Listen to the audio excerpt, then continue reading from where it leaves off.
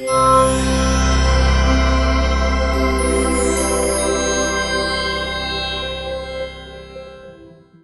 are two views of the Israeli military, what you hear in most of the media and the truth. I'm going to tell you the truth. I was the commander of British forces in Afghanistan. I have fought in combat zones around the world, including Northern Ireland, Bosnia, Macedonia, and Iraq. I was also present throughout the conflict in Gaza in 2014.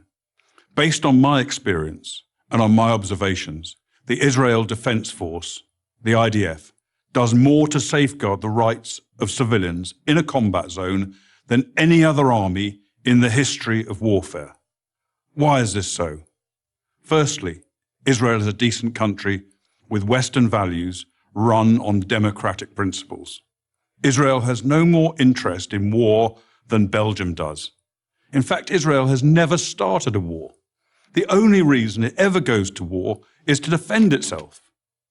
And it has to defend itself because, unlike Belgium, it is surrounded by countries and armed groups that want to destroy it. Secondly, Judaism, with its unsurpassed moral standards, remains a major influence on the citizens of Israel. I say this as a non-Jew. Thirdly, the army is composed overwhelmingly of citizen soldiers. Israel's a small country with a small professional army. To fight a war, it depends on its conscripts and its reservists. These are ordinary citizens, from professors to plumbers, called upon to defend their homes. They don't want to be fighting, and they don't want to harm others.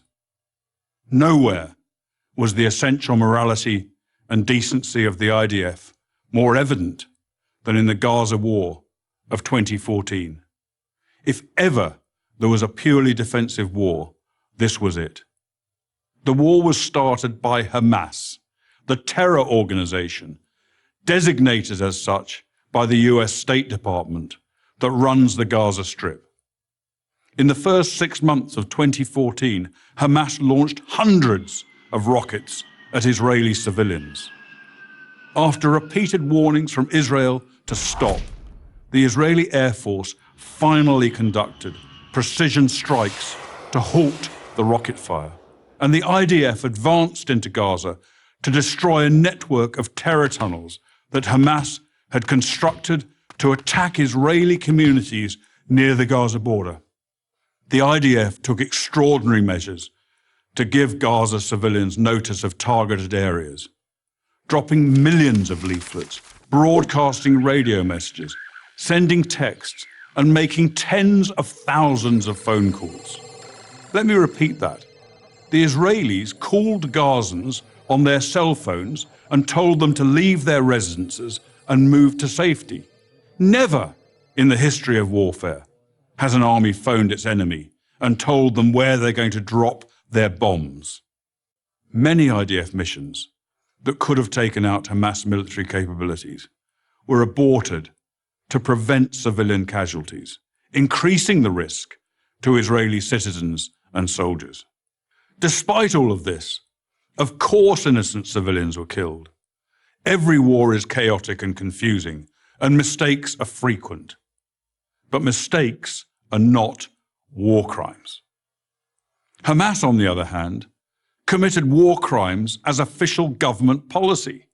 Hamas deliberately positioned its military assets among the civilian population, hiding weapons in schools and hospitals, and placing rocket launchers alongside apartment buildings, then forced those civilians to stay in areas they knew would be attacked. They also instructed their people to report the lie that every Gazan killed was a civilian, even if they were actually fighters. And if there were no civilian deaths, Hamas made them up. Numerous internet sites show Palestinians elaborately staging sniper victims and smashed ambulances, among other phony horrors.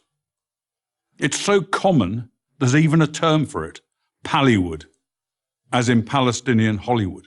Ironically, it's the leaders of Hamas themselves who best understand the extraordinary measures the IDF will take to protect innocent civilians. They take full advantage of Israel's decency and adherence to the laws of war. No army takes such risks in order to protect civilians as the Israeli army does. I say this as a professional soldier. I say it because it's true, and people who care about truth should know it. I'm Colonel Richard Kemp for Prager University. Join Prager University. Click here to subscribe to our YouTube channel.